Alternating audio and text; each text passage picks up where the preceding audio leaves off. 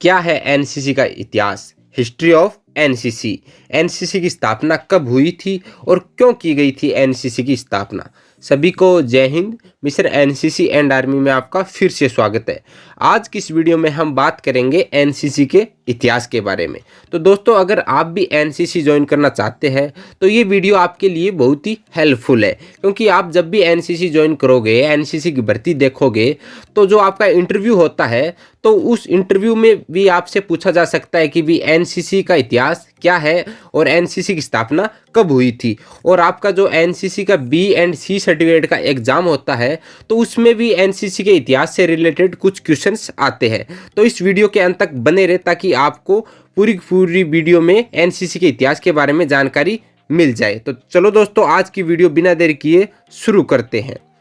NCC यानी कि राष्ट्रीय कैडेट कॉर्प्स, एनसीसी भारत के युवा सैन्य संगठन में से एक है। एनसीसी का गठन युवाओं में सेना के प्रति जागरूकता लाने और उन्हें सैन्य स्तर पर तैयार करने के लिए किया गया था। एनसीसी का मुख्यालय दिल्ली में स्थित है। एनसीसी का संबंध भारत की तीनों सेनाओं से है, यानी कि ये एक मोस्ट क्वेश्चन भी बनता है कि एनसीसी का संबंध भारत की तीनों सेनाओं से है: जल सेना, थल सेना और वायुसेना। एनसीसी में शामिल युवा लड़के और लड़कियों को कड़ी ट्रेनिंग दी जाती है, जिससे कि वे आने वाले समय में सेना में शामिल होकर अपवाद न बने। उनके शरीर को ट्रेनिंग के दौरान तैयार किया जाता है। एनसीसी भारत के लगभग हर स्कूल और विश्वविद्यालयों में मौजूद है।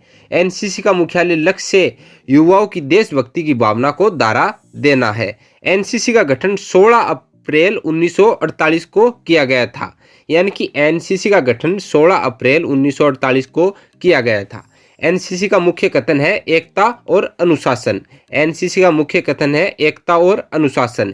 यह एनसीसी के मूल्य को दर्शाता है। एनसीसी में शामिल होने वाले युवाओं को सर्टिफिकेट प्रदान किए जाते हैं, जिससे कि वह अपनी गुणवत्ता बता सके। हालांकि वे सेना में शामिल होना चाहते हैं या नहीं, ये उनका फैसला, अपना फैसला है।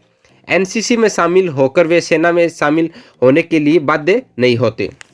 एनसीसी का इतिहास अब जान लेते हैं हम। एनसीसी का इतिहास यानी कि हिस्ट्री ऑफ एनसीसी। तो दोस्तों, एनसीसी का गठन भारत की आज़ादी के 1 वर्ष के पश्चात 16 अप्रैल को किया गया था। एनसीसी का गठन भारत में मौजूद भारतीय रक्षण एक्ट 1917 के अंतर्गत किया गया था। एनसीसी का गठन उस वक्त सेना में सैनिकों की भारी कमी के कारण किया गया था, यानी कि एनसीसी का गठन उस वक्त सेना में सैनिकों की भारी कमी के कारण किया गया था। सन 1920 में जब भारतीय सीमा एक्ट पास हुआ, तब भारत में विश्वविद्यालयों के छात्रों को सेना की तरफ आकर्षित करने की मुहिम शुरू की गई। इस मुहिम के तहत यूनिवर्सिटी कॉर्प्स बनाए गए। बाद में यूनिवर्सिटी कॉर्प्स को और भी ज़्यादा आकर्षित करने के लिए यूटीसी यानी कि यूनिवर्सिटी ट्रेनिंग कॉर्प्स का गठन किया गया। यूटीसी में शामिल छात्र बिल्कुल आम सैनिकों की तरह ड्रेस पहनकर परेड करते थे, जिस कारण यह काफ़ी ज़्यादा आकर्षक नज़र आता था। एनसीसी के गठन के पहले देश में यूओटीसी हुआ करता था। इसे यूटीसी के ऊपरी स्तर का क्षेत्र माना जाता था, यानी कि जो भी छात्र यूटीसी पार करता उसे यूओटीसी में शामिल किया जाता और यूओटीसी से फिर सीधा सेना में भर्ती किया जाता।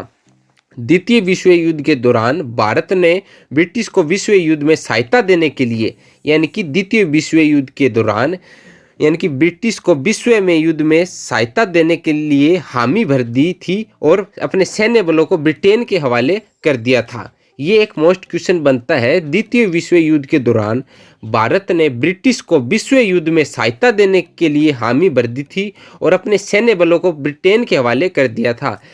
जिन सैन्य बलों को द्वितीय विश्व युद्ध में भेजा गया था उसमें यूओटीसी भी शामिल थे। यूओटीसी ने उस दौरान काफ़ी निराश किया। यह पाया गया कि यह बल अब तक युद्ध स्तर के लिए नहीं बना है, यानी कि इस बल में अभी और ढेरों कमियां हैं जिन पर कार्य करना होगा। आज़ादी के पश्चात यूओटीसी और यूटीसी को मिलाकर एनसीसी का गठन किया गया, यानी कि आज़ादी के पश्चात यूओटीसी और यूटीसी को मिलाकर एनसीसी का गठन किया गया। एनसीसी का मुख्य लक्ष्य सेना में जाने लायक युद्ध स्तर के सैनिक तैयार करना था। यानी कि एनसीसी का मुख्य लक्ष्य सेना में जाने लायक युद्ध स्तर के सैनिक तैयार करना था। साल 1948 में एनसीसी में छात्राओं के लिए भी जगह दी गई ताकि यह भी समान अवसर प्राप्त कर सके और देश को अपनी सेवाएं दे सके। उसके बाद उस वक्त के मौजूदा प्रधानमंत्री पंडित जवाहरलाल नेहरू जी ने एनसीसी के विकास में काफ़ी ज़्यादा योगदान दिया। उन्होंने एनसीसी के सिलेबस को बदला और उसे काफ़ी आसान बना दिया।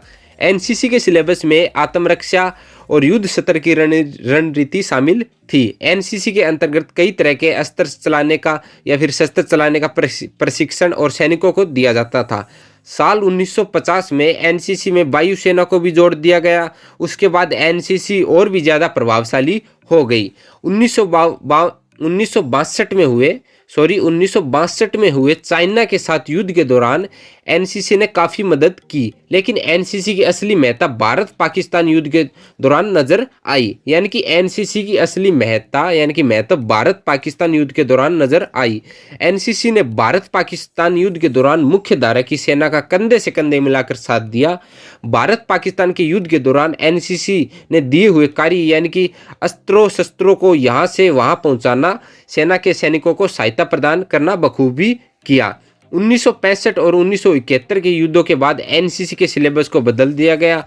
एनसीसी को मुख्य धारा में लाने का भरसक प्रयास किया गया और यह सफल भी हुआ। एनसीसी में मौजूद वक्त में सेना के स्तर का ही प्रशिक्षण दिया जाता है, यानी कि युद्ध की पूर्ण रूप से तैयारी की जाती है।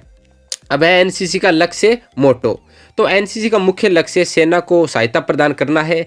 इसमें एनसीसी एक हद तक सफल भी हुई है। एनसीसी की टैगलाइन के लिए 11 अगस्त 1978 से चर्चा शुरू की गई थी। एनसीसी को विभिन्न टैगलाइन जैसे कर्तव्य एकता, अनुशासन, कर्तव्य एकता, एकता और अनुशासन जैसे टैगलाइन में से एक टैगलाइन का चुनाव करना था। बाद में काफ़ी चर्चा के बाद एकता और अनुशासन का चुनाव किया गया। एनसीसी का लक्ष्य युवाओं में अनुशासन, चरित्र, भाईचारे जैसे गुण को बढ़ाना है। ये भी एक आपके लिए मोस्ट क्वेश्चन बनता है।